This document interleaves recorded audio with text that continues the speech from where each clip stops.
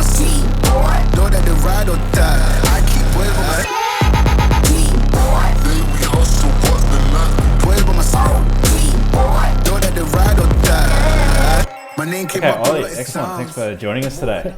No problem. We got there in the end. We're having a few technical difficulties before, but we're all going now. Okay, so yeah, thanks for joining us on Space Pirate Radio today. No worries. So basically, we met back in, I guess, 2016. Yeah. Through Hot Valley Nights. How did you actually come to be involved in that? Well, I saw your post on Facebook. Yeah. And you were looking for a couple of gym-looking blokes, and I was in my prime physique at that point. Yeah. And I just sort of hit you up, and then you asked for a audition, and I sent something through. I think it was something back at my old place in Brisbane, and yeah, it went from there, sort of thing. Yep. Yeah. So I remember you'd been doing some sketch stuff on your Instagram at that point. Yeah. I'd sort of it was my old Instagram. I just deleted now, but yeah, I just sort of chucked videos up, just of sort of random short sketches of just comedic things, like doing things with beer and all that kind of stuff, just random stuff. Yeah. Yeah, just with a friend of mine. So yeah. So you were sort of looking to do some comedic acting or a bit of comedy stuff. Yeah. Well, I've been sort of doing that thing for quite some time, and I was looking to sort of step up my game a bit and join a project that was, looking awesome. And yours stuck out and went from there, basically. Yep, got involved. So for those who don't know, Ollie played a gym junkie guy, hipster kind of guy that ends up getting murdered. Yep. The spoiler alert. Thomo. Thomo, that's right. Yeah. So we will be posting that on our YouTube. It's part of our bonus episodes at the moment. But after that, you started getting a little bit more seriously into filmmaking. Yeah. So I hadn't really done much. Most of the stuff that I was doing was in front of the camera. I hadn't really ventured behind yet, and I don't know, I think it was 3 or 4 years ago, I decided to make the jump to, producing, directing, and getting behind the camera and all that kind of stuff, and start my own production company. And I've just been sort of coming out with sort of longer, sort of scripted sketches. Yeah. So you did a couple of shorts. Yeah. So there's 3 now. No Sauce, The Great Chicken Salt Debate, and the sum of several sticky situations involving salami sticks. Yes, the hardest name to remember ever. And so each, with each project, you're just sort of looking to step it up a bit. Step it up, yeah, that's the plan. So the way I write is so there's no barriers, sort of thing. And then when it comes to go time, I sort of cut back in line with what my budget is and all that kind of stuff. But yeah, when I write, I just go ballistic and write it all down. And then refine it. Over time. Now tell us about, so what's the short version of that name? What do you say? Do you say, is there a short version? I just say salami sticks. Salami sticks, okay. So... So Salami Sticks, it's a 20-something minute short 20 film. minutes, 20-minute short film. It was my first jump from a sort of more of a sketch kind of comedy to an actual, I think it's more of a short film, this one. Yeah. And basically it's about a novice cop who has his lunch snack, a salami stick, stolen from him by these sort of 2 surfer dudes. And he seeks help on, finding them and getting them back through his random, weird relationship with a butcher. And the butcher's quite sadistic, and one of the surfer dudes walks into his shop and he sort of deals with him in a sort of sinister way. And then while all this is happening, there's a lawyer who's just lost his job and is now homeless and is now walking around the park and bumps into the cop at the end. And yeah, it's just a whole bunch of random sort of characters bumping into each other. And I sort of have an idea that, you know, it ends quite abruptly so that, you know, it can go any sort of way if I decided to extend and go on with their different avenues of characters. If that makes sense? Yeah, it's sort of a, it's kind of a caper film. It's a surreal comedy / horror film. Yeah. And heightened reality is heightened reality. But yeah, definitely sort of a dark comedy because there is you know, an arm chop scene. Spoiler alert. And some of the characters are a bit shady. So and it's you know, it is. I like how it is sort of. You've allowed yourself the freedom to not necessarily, you know, go down the sort of traditional kind of story route. Correct. Yeah. It's kind of episodic, but there is a sort of a through line of the narrative. Yeah. And I drew inspiration, I think, from Quentin Tarantino a lot, where I like his sort of way, the way he writes dialogue. It's sort of very conversational and kind of, it's about everyday things sort of thing. So like that scene in Pulp Fiction where they're talking about, you know, you can get burgers in France and they call it something else and all that kind of stuff. I tend to talk about food a lot, and that sort of resonated with me, and I sort of tried to write something similar, but also have my unique way of doing it. Yeah, I do like how, like, I've seen how you've kind of developed your style through those different films. Yeah. And I can see that progression, you know, through the different films, and I like how you have kind of freed yourself up to kind of experiment. Yeah. It's definitely an experimental process for me. I like to just throw a bunch of people in front of a camera and with a script, with a sort of a guideline. The script to me is like a guideline. Say, you know, get here eventually, but you know, just have fun with it, sort of thing. Yeah.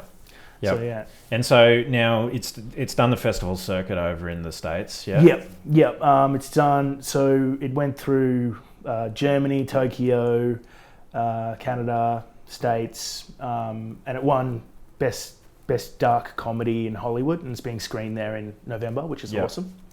And it also won best actor in New York for my role as Ivan the Butcher, which I was stoked for as well. I was not planning on receiving any sort of praise, but it's done really well. It's gotten into a lot of festivals all over the world. So So what were your expectations when you sent it? Oh, my expectations were hopefully just getting people, because someone obviously has to watch it and decide whether it gets in or not. I was just happy with someone watching it, to be honest. I wasn't expecting anything really. So I was quite blown away with the success.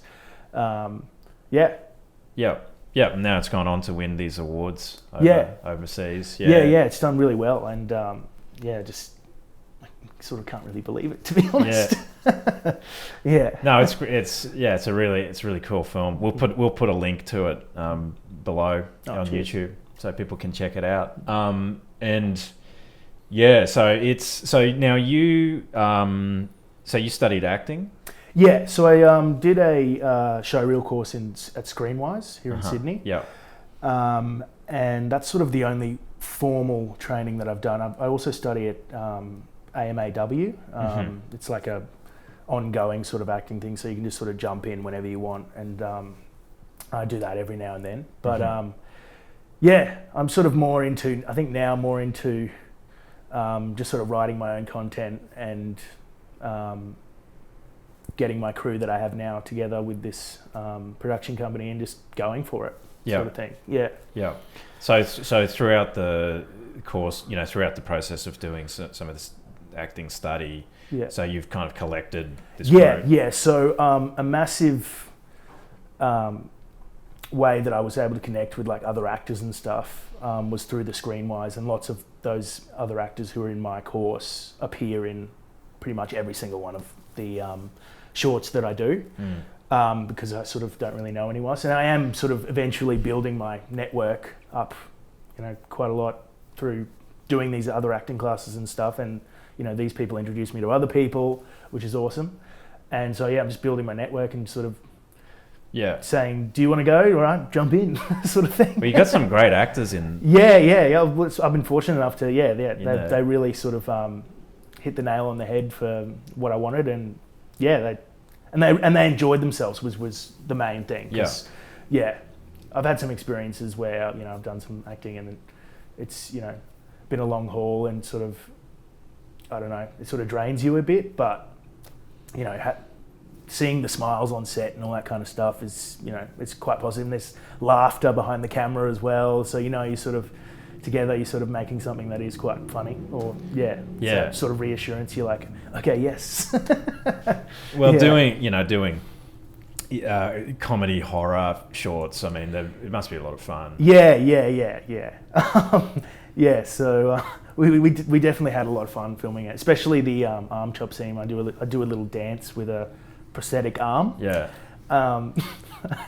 Rewatching the footage was interesting. Yeah. But certainly being there on the day with everyone sort of just watching you dance around the room with this arm was... It goes quite dark in that scene, doesn't it? It does. Because the comedy is it's quite light and fun and all of that, but then it does go. You do take it into quite a dark place in that scene, right? Yeah. Well, I'm a huge fan. I'm huge fan of like Edgar Wright, his Shaun of the Dead. Yeah.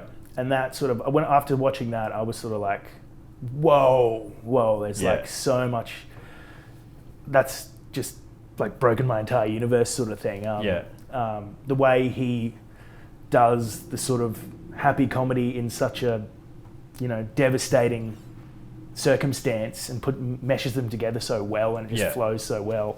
Yeah, he's a massive inspiration of mine. Yeah.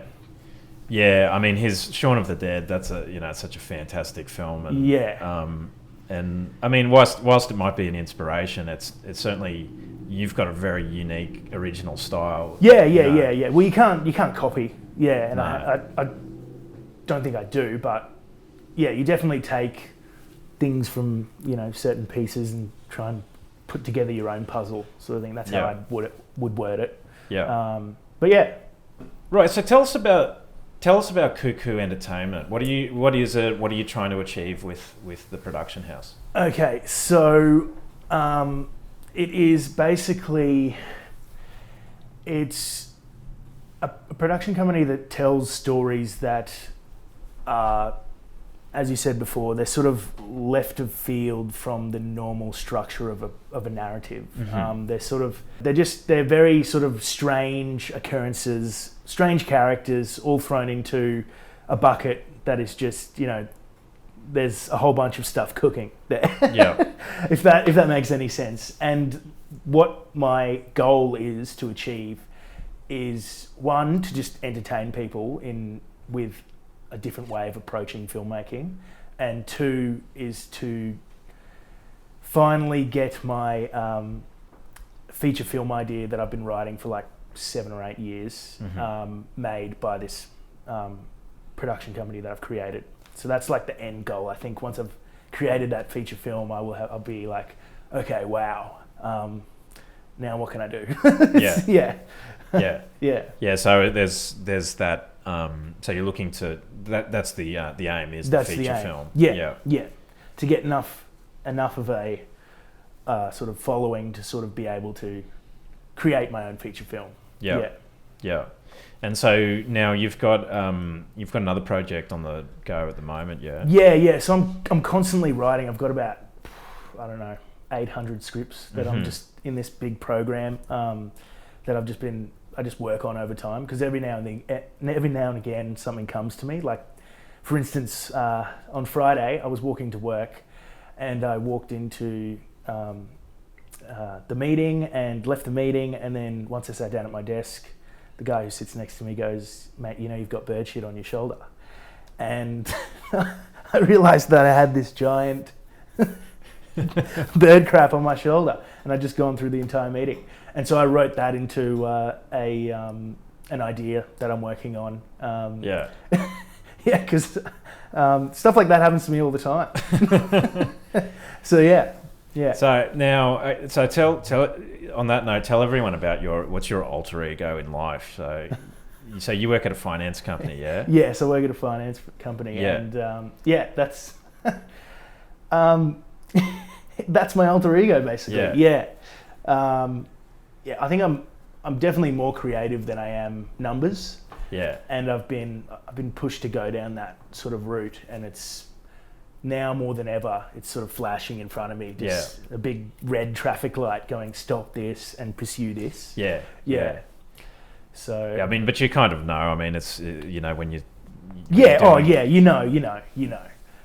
definitely know. But I think, it's certainly helped me fund my ideas and have my hobbies and all that kind of stuff. And I've been able to do stuff with this cuckoo stuff because of it. But it's not an avenue that I want to really pursue, to be honest. So what does everyone at work think about these films that you're making? Well, I actually screened the Salami Sticks one at work to sort of show to everyone. I was like, oh yeah, this is who I truly am, sort of thing. This is what I work on the side.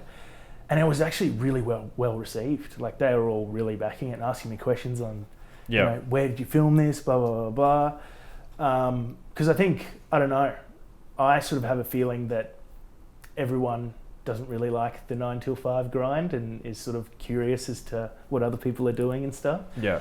And so, I don't know, maybe there was a bit of, I don't want to say jealousy, but like, they could see that, things happen outside the office, it's like, Were you a bit scared to show it to people?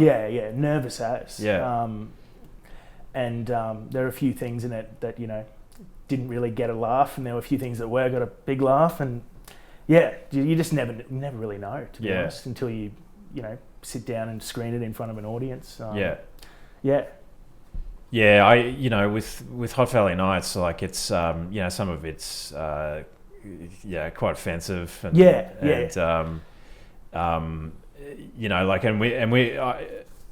we were a little bit apprehensive actually to get some of it out there, but the whole point of it, I guess, is that it is a satire of these people. Right. Some people understand those, some people don't. If you're playing a homicidal butcher, it doesn't mean that you necessarily want to cut someone's arm off, I suppose. No. The characters that appear in my stuff, they are reflections of me in some way, but you play on that idea and draw it out as much as you possibly can.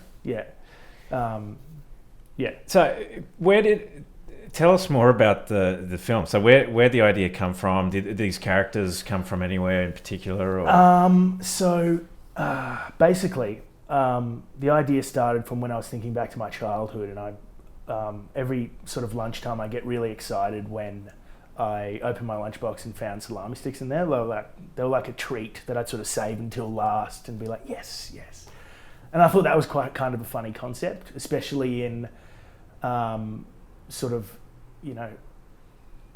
testing that theory out with someone who's a bit older and is in a job that requires them to be alert and all this kind of stuff and be smart and all that kind of thing. So throwing that into a cop's head, I thought was quite strange. So I just went with that, and then all of a sudden these characters started appearing around him in this sort of universe that I was creating, and I was actually alerted to the fact that once I wrote the butcher shop scene and the butcher to go with it, that salami sticks are actually found in delis. They're not found in butchers. And so I kind of, bit myself in the foot a bit there, but I just thought, that's kind of cool anyway. Chuck them in there, So there you go. Yeah. And the idea of the lawyer, where did that come from?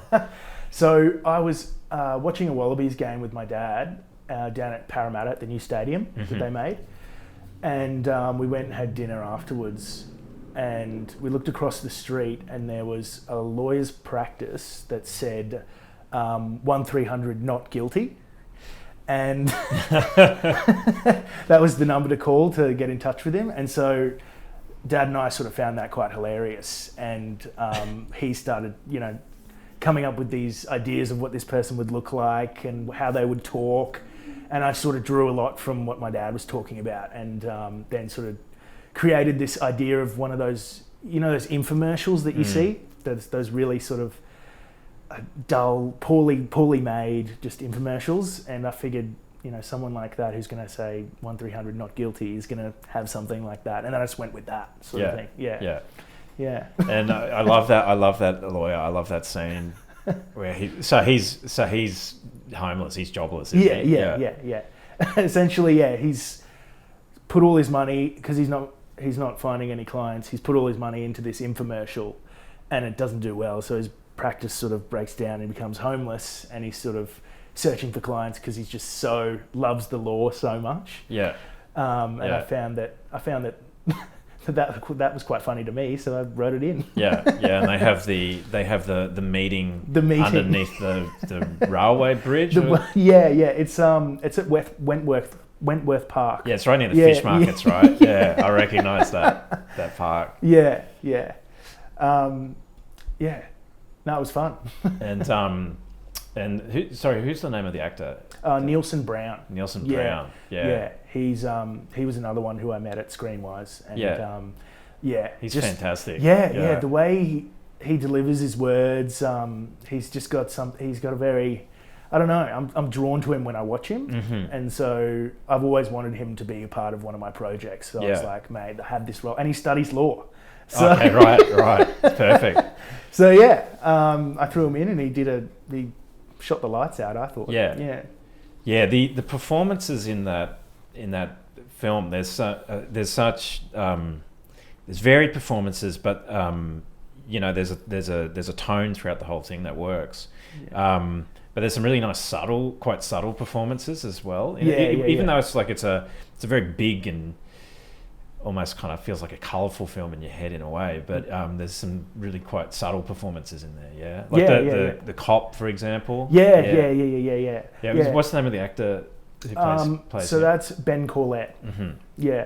And he's an interesting, he's a very quirky dude, and he on set he sort of brought this diary with him, and he'd sort of write down the things that his character was feeling on the day and stuff. So he got really sort of zoned in, and it was awesome to see. Like I haven't seen anyone work like that before, and he was coming up saying, I'm going to be thinking about this and all this kind of thing, like sketching these little things, and it was really like, wow, yeah.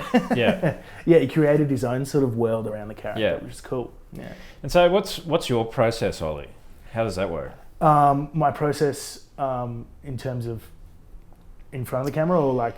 I guess I was thinking more in terms of writing or creating a project in a way. Yeah, well, at first, I just think about stuff that I'm drawn to, which number one is food. And so I think of something that I think I can't sort of live without, like sauce, for instance. And then this sort of idea that, I can't have a meal without sauce. And that develops into something. And then like these salami sticks, I was just saying, when I was a kid, I would, save them for last and all that kind of thing. And there's just these things come to my head, and then I create the characters around them. So I establish what it's going to be about first, and then everything sort of comes in slowly but surely to sort of fit in the right. Yeah. And how about the comedy? How do you what's your take on that? Because again, it is very much your own kind of style. Yeah.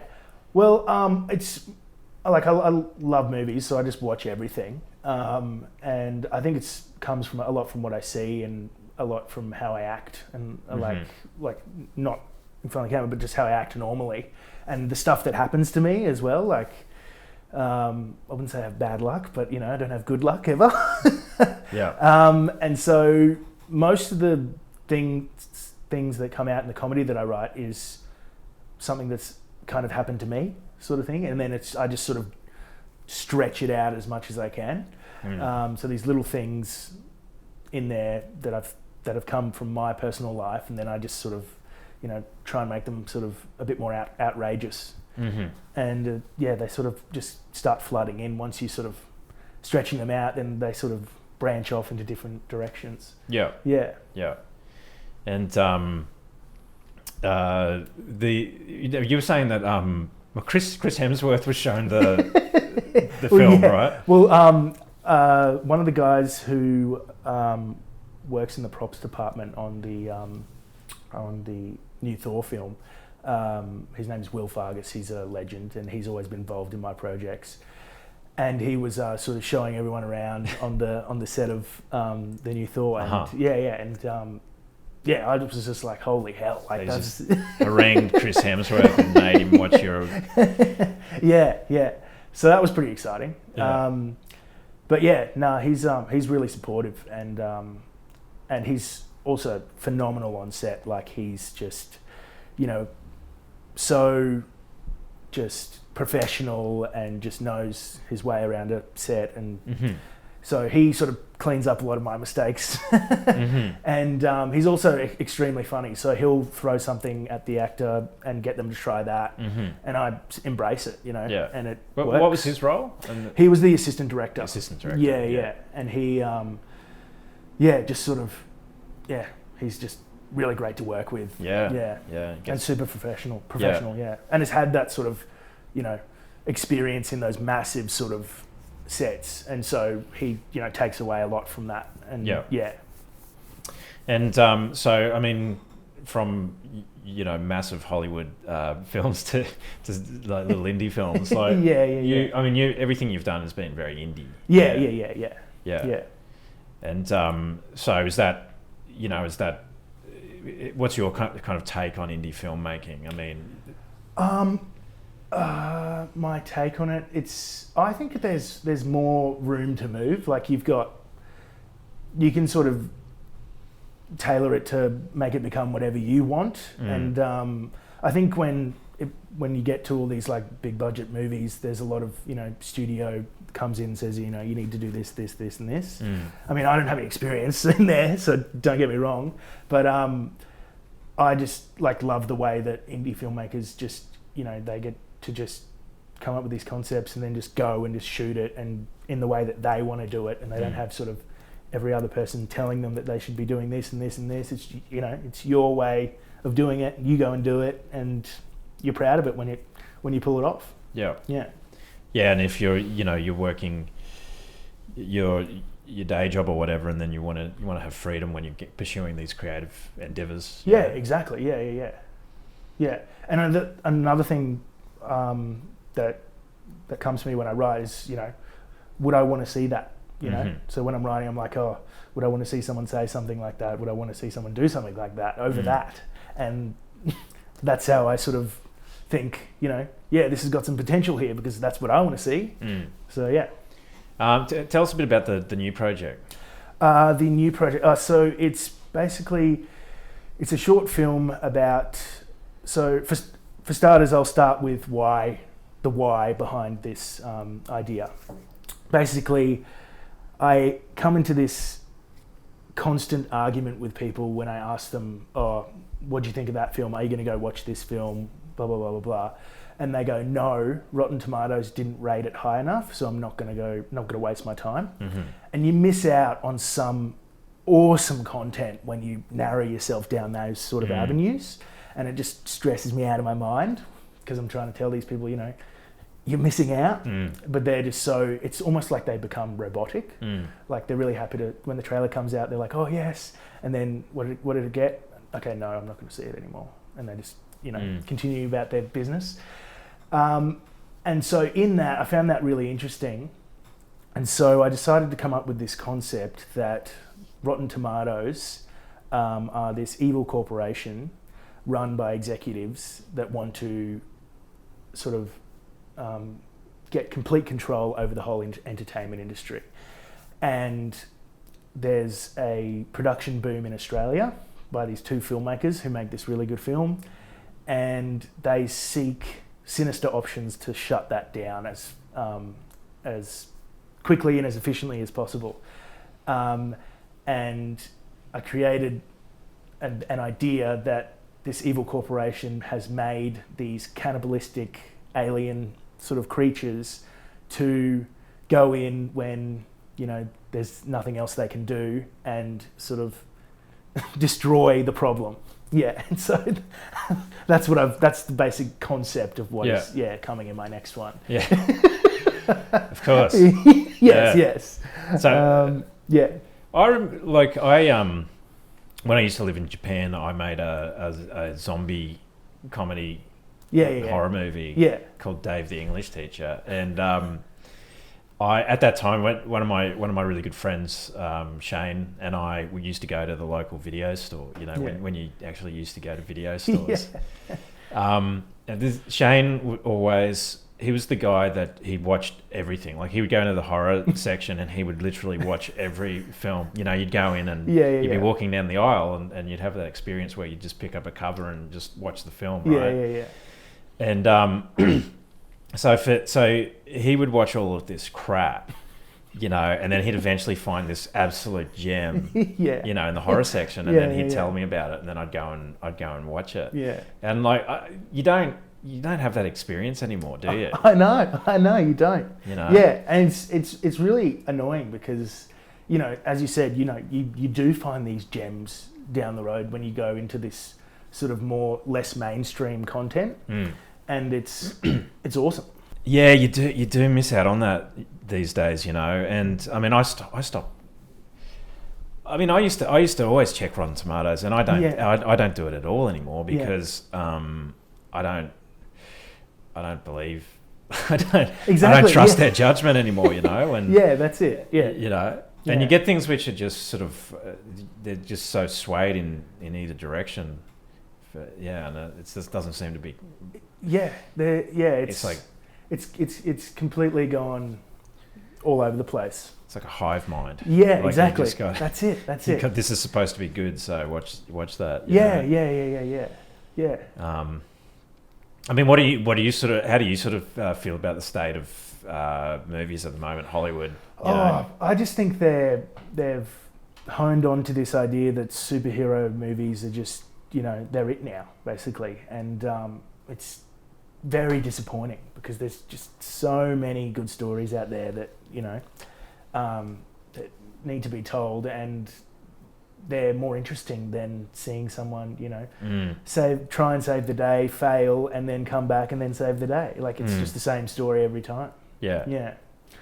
So, I find it so boring now. Like, you know, like there's no, you know, like I think back to all these different eras of filmmaking in Hollywood, and like, you know, you had like the Hollywood New Wave in the late 60s and 70s, and incredible films by, you know, with Jack Nicholson and you know, Roman Polanski and Francis Ford Coppola. And I think about all those films which were made in that era, or even in the blockbuster era, like in the 80s when things were super fun. Like there was never a more fun time to watch movies, you know, in the 80s into the 90s. And you'd never get that. You'd never get those films made these days. No, they just don't get a chance anymore because it's I don't know. I mean, I don't know anything about like what Hollywood decides on or anything, but I just know that it's just the same sort of thing coming out. There's a lot of interesting stuff coming out in the TV genre these days, I think, especially like HBO in particular is one sort of channel that I follow like quite rigorously because their content is always, I don't know, it's really like, it's really full of drama and like, I don't know, I just think they do that really well. It's really well written. The characters are always really well written.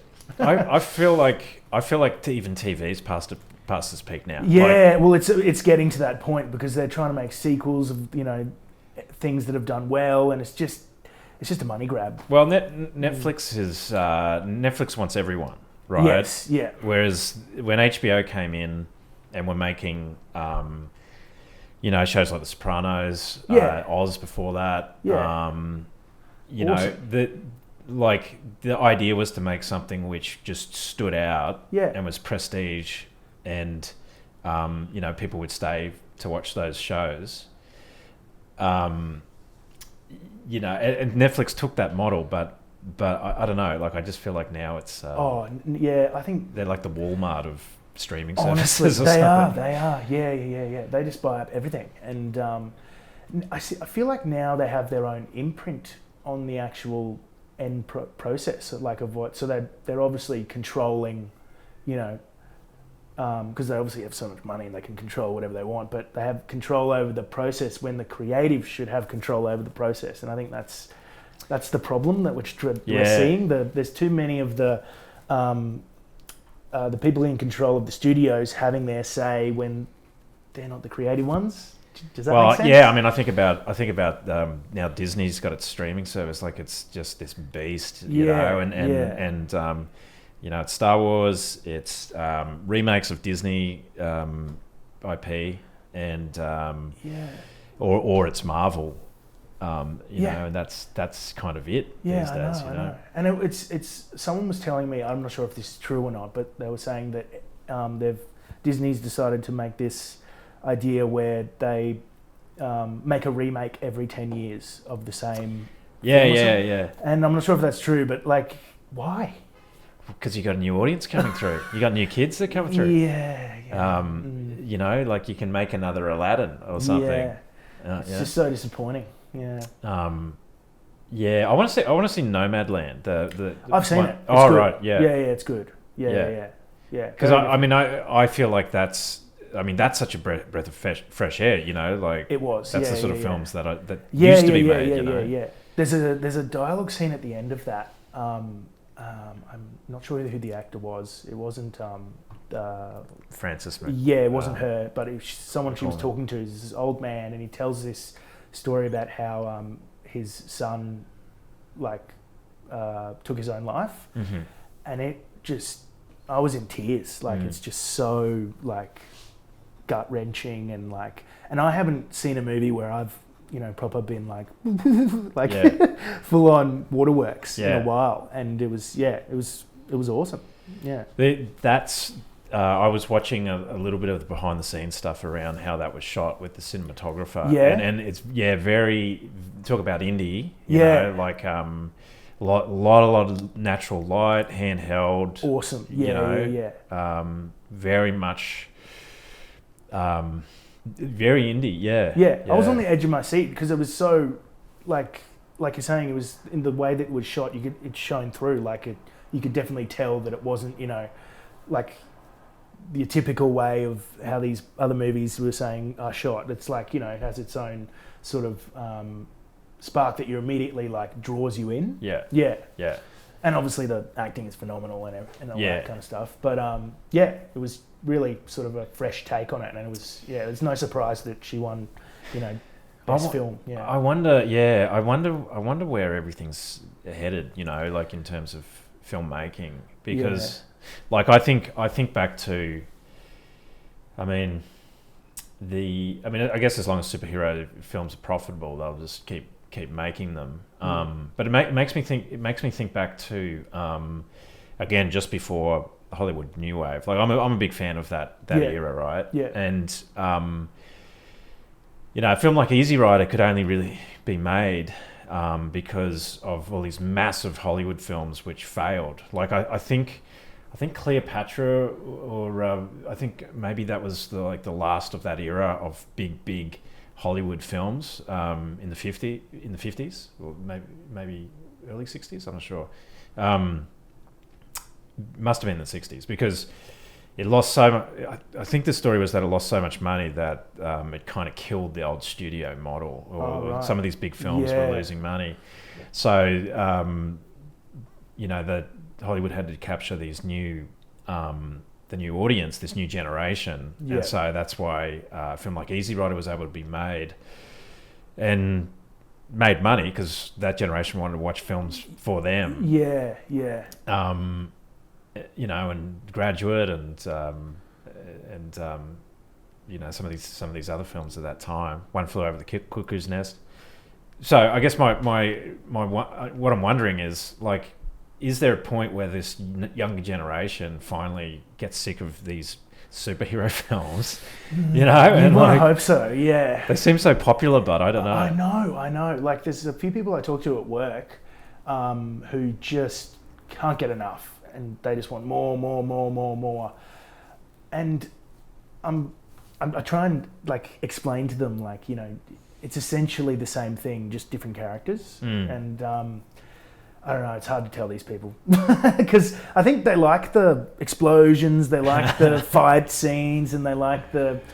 Yeah, it's just, I don't know. They're so shit. You know, like people were getting excited about like the Schneider cut, you know, and yeah, you know, and I just think, but all his other films are really bad. So like, who gives a shit? Yeah, you like know? I watched Army of the Dead, his most recent one, and I don't know, like it's just so poorly written. It's just such a Hollywood production. Zack Snyder's films make for the best trailers. Yeah. Like, I love his trailers. I'm a big fan. Same. I watched the trailer to 300 about like 50 times, and then I watched the film. It's the same with The Watchmen. I love that trailer. You know, whoever cuts those trailers is amazing. And Army of the Dead looks really good again. So it's probably I got to check out that trailer. The trailer's good. Yeah. I watched the trailer before I watched the movie mistakenly. I have a rule where now I don't watch the trailers to the movie, so I keep it fresh, going in fresh. Yeah. So it doesn't ruin anything, because I find that these days the trailers show all the good stuff. Yeah. You know what I mean? And it kind of like, you walk in and you're like, well, I've seen that. Do you know what I mean? Yeah, totally. Yeah. So it's kind of ruins it. So I made a rule that I just don't watch trailers. It's very hard for some of the films that you do want to see really badly. But you just got to stick to it. But that's all you need to watch. Just watch the trailers. Because it's too disappointing to watch the film. Yeah. At the moment, we're having a bit of a boom in Australia, right? With these big films which are coming into the industry and getting shot. You know, like we talked about Thor and some of these other films, right? Which is bringing a lot of money into the industry, but. You know, in terms of somebody who is part of the other side of the spectrum, you know, the indie side of the spectrum, what would you like to see in the Australian industry? You know, like I think about films like Mad Max and stuff like that. Like that's an indie film. Yeah. Oh, yeah. Absolutely. Yeah. Or more stuff like that. Just stuff that I don't know. It's hard to say, but it's like stuff that sort of you haven't really seen before, you know, just like a fresh take on something else rather than superheroes, you know what I mean? Yeah. That would be really nice to see, especially being filmed in Australia. That'd be awesome. But yeah, I don't think we're going to see it, which is unfortunate. Yeah. Because it's Rotten Tomatoes. Yeah, and it probably is, but I don't know. It's just one of those things where, you know, we don't get to have the say, I guess. Yeah. The studios get to have the say, and we just got to sit That's there. Right. You know? Yeah. That's right. You raise your own money and. Well, that's if you can get there and, you know, raise funds to make your own thing, then go do it, because it's like it's the process of making your own thing and seeing it come to life is like, I mean, you'd know this as well. It's such a rewarding process. Yeah. Yeah, cool. All right. Well, but actually, on that note, we will post a link for your for the funding drive for your film. Thanks. Below as well. So if anyone's interested, make sure you check that out. Yeah. And Thank you. Probably on that note, I think we'll wrap it up. So thanks heaps for your time, Oli. Thank you. It's been great. Yeah. Cheers. Know that the ride or die. I keep boys by my seat. Know that the ride or die. I keep boys by my seat. Then we hustle, what's the night? Boys by my seat. Know that the ride or die. My name came up a lot of sounds. More when I was not around. Certain people that I know.